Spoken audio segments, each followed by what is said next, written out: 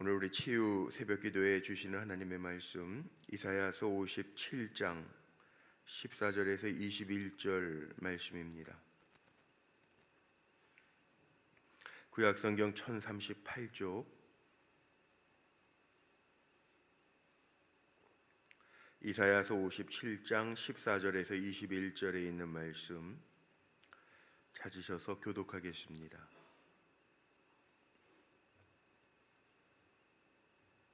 이사야서 57장 14절에서 21절, 제가 먼저 14절 말씀 받들어 읽겠습니다. 그가 말하기를 도두고 도두어 길을 수축하여 내 백성의 길에서 거치는 것을 제하여 버리라 하리라.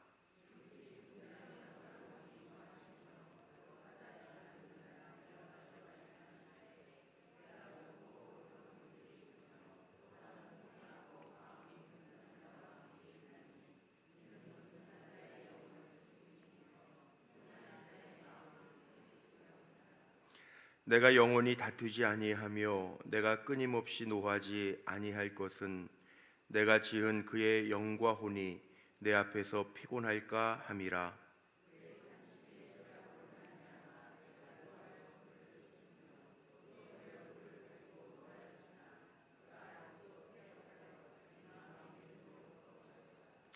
내가 그의 길을 보았은즉 그를 고쳐줄 것이라.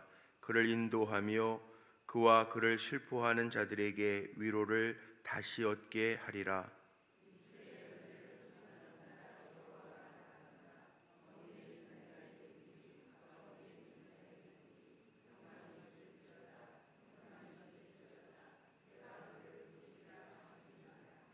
그러나 악인은 평온함을 얻지 못하고 그 물이 진흙과 더러운 것을 늘 솟구쳐내는 요동하는 바다와 같으니라.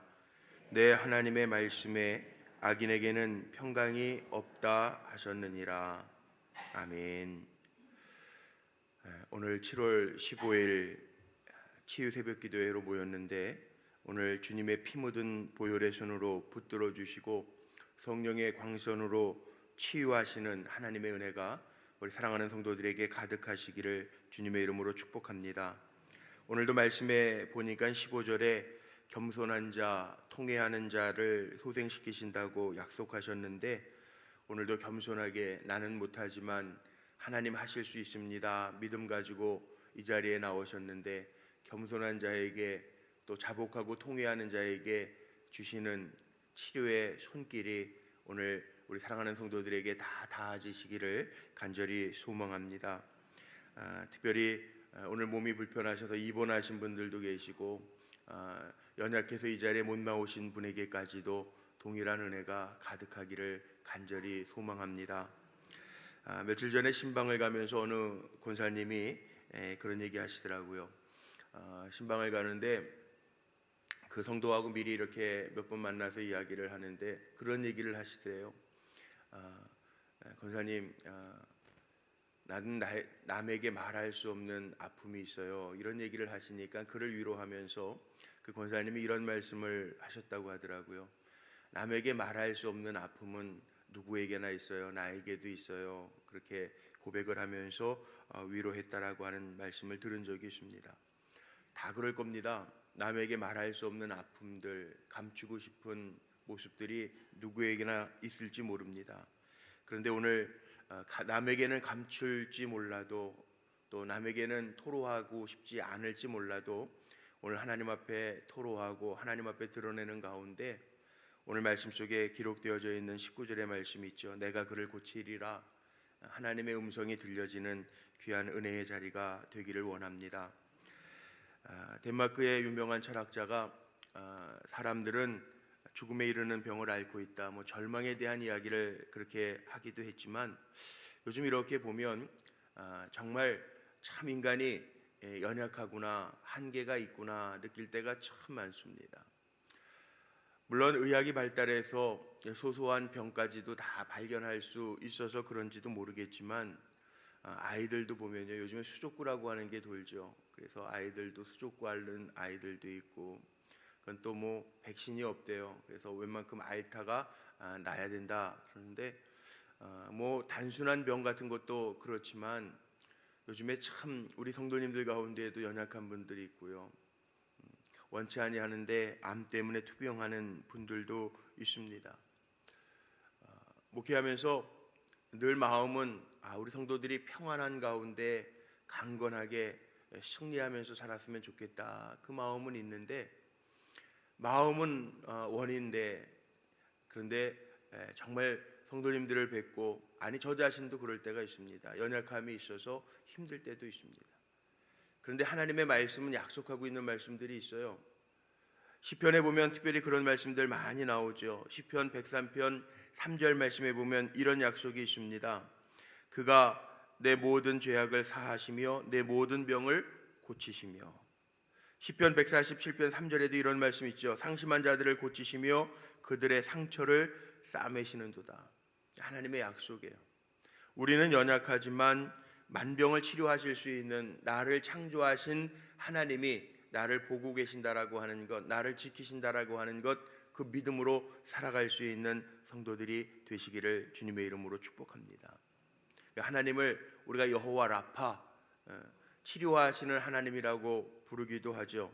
오늘 19절에 나와 있는 내가 그를 고치리라, 이 말씀이 구약의 히브리 원전에 보면 레파티우라고 하는, 여호와 라파 비슷하죠. 어원이 레파티우라고 하는 히브리 원어를 쓰더라고요. 하나님 우리를 고치시는 하나님이라는, 또 우리를 고치시고자 하는 의지, 내가 그를 고치리라, 나를 고치고자 하는 하나님의 의지가 분명하시다라는 거죠. 그런데 하나님 어떤 사람을 고치십니까? 오늘 15절 말씀 같이 한번 다시 읽어보죠. 15절 좀 길지만 우리 한번 다시 한번 고백하면서 15절 읽어봅니다. 시작. 지극히 존귀하며 영원히 거하시며 거룩하다. 내가 높고 거룩한 곳에 있으며 또한 통회하고 마음이 겸손한 자와 함께 있나니 이는 겸손한 자의 영을 소생시키며 통회하는 자의 마음을 소생시키려 함이라. 아멘. 하나님 얼마나 지극히 존귀하시고 높으시고 거룩하신가, 오늘 말씀 속에 나와 있는 그대로죠.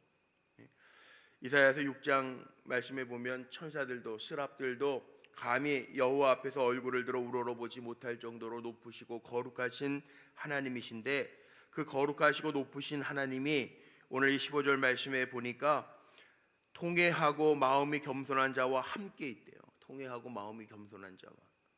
하나님 누구를 고치시는가? 오늘 이 말씀 속에 보면 그대로입니다. 하나님 앞에서 통회하고 자복하고 겸손한 자에게 하나님 치료의 광선을 더하신다는, 우리는 인정해야 돼요. 하나님 앞에 나는 아무것도 아닙니다. 이게 겸손입니다. 우리가 인정해야 돼요. 하나님, 내가 죄 가운데 살았습니다. 통회하는 마음 가지고 주님 앞에 엎드려요. 캐나다에서 목회할 때 그 교회 안에요, 그 한국식으로 얘기하면 지역 주민을 위한 알코올 치료 하는 사람들의 모임이 있어요. 교회를 이제 빌려주죠. 그런 모임들한테 빌려줘서 모이는데, 거기 보면 매주 한 번씩 이렇게 모여요. 저녁에 모여서 얘기들 합니다. 뭘 고백하고 얘기하냐면 자기의 약함을 고백하는 거예요. 내가 알코올 중독자입니다. 인정하는 거예요. 내 힘으로는 술을 끊을 수가 없습니다. 주여 도우소서. 고백하면서요 그 모임을 가져요. 우리도 마찬가지예요. 고백이라고 하는 것 신앙에 있어서 가장 중요한 거 아닙니까? 내가 예수 그리스도를 믿고 고백하는 것처럼 우리의 약함을 주님 앞에 내어놓고 고백할 때 겸손하게 주님 앞에 나는 못하지만 나를 만드신 주님, 이 시간 나를 그 주님의 피 묻은 보혈의 손으로 만져주옵소서 고백하고 주님을 의지할 때 주님이 우리를 만져주시고 새롭게 하시는 은혜가 임할 줄로 믿습니다. 우리의 마음도 마찬가지인 것 같아요. 겸손한 자에게 하나님이 은혜를 베푸신다고 그랬는데, 겸손하게 주님, 내 마음도 내가 욕심 때문에 탐욕 때문에 내 마음도 병들었습니다. 주님이 어루만져 주셔서 나를 정결하게 하시고 내 안에 정직한 영을 새롭게 해주옵소서 기도하는 가운데 오늘도 루아흐 하나님의 영이 우리에게 임하는 큰 은혜가 나타나기를 간절히 소망합니다. 통회하는 자의 마음도 소동시켜 주신다고 약속하셨잖아요. 이 통회하는 자라고 하는 것은 마음이 깨어진 자인데, 다윗이 나단 선지자를 통하여 자기의 죄를 지적받았을 때 하나님 앞에 침상에서 눈물로 회개하고 통회하고 뼈가 쇠하는 고통을 느꼈다고 자신이 고백했던 것처럼, 하나님 앞에 우리의 약함을 고백하고 하나님의 능력을 의지할 때 하나님 우리를 고치시고 낫게 하시는 역사를 보여주실 줄로 믿습니다.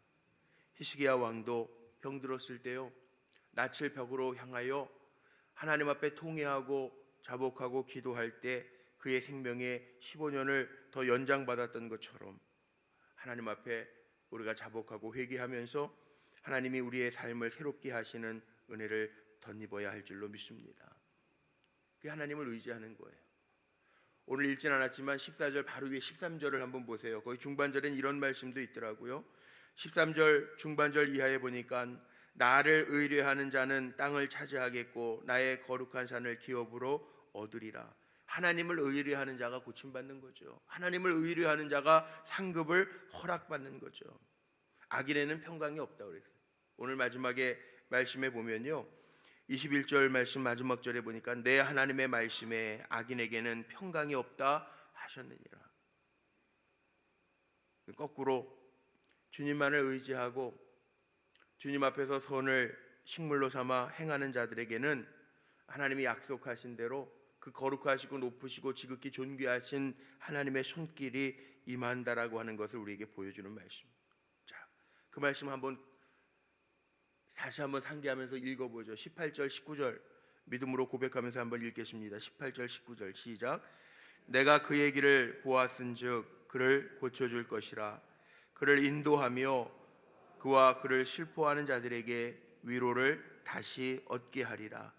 입술의 열매를 창조하는 자 여호와가 말하노라. 먼데 있는 자에게든지 가까운 데 있는 자에게든지 평강이 있을지어다. 평강이 있을지어다. 내가 그를 고치리라 하셨느니라. 아멘. 여기에 보니까 먼데 있는 자에게든지 가까운 데 있는 자에게든지 평강이 있을지어다. 평강이 있을지어다. 내가 그를 고치리라. 하나님의 의지가 분명히 나와 있어요. 내가 그를 고치리라. 먼데 있는 자든지 가까이 있는 자든지. 오늘 십자가 가까이 나오셨는데 내가 그를 고치리라. 하나님의 고치시고자 하는 의지가 오늘 믿음 가지고 나온 우리 성도님들에게 그대로 임하시기를 주님의 이름으로 축복합니다. 연약해서 입원해 계신 분들도 계세요. 제가 통화하고 전화로 기도해 주신 우리 권사님도 계시고, 치료 때문에 또 입원하신 분도 계세요. 먼데 있는 분들에게도 오늘 이 자리에 입원해서 육신이 연약해서 나오지 못했지만 하나님이 그에게까지도 하나님의 능력 안에서 무소부재하신 시간과 공간을 초월하신 하나님의 능력과 치유의 광선이 닿아지기를 간절히 소망합니다. 의사들도 그러더라고요. 나는 괜찮아. 그러는 사람은 어떻게 고칠 수가 없잖아요. 약을 줘도요, 약을 안 먹고 내가 낫고자 하는 의지가 없는 사람은 고칠 수가 없잖아요.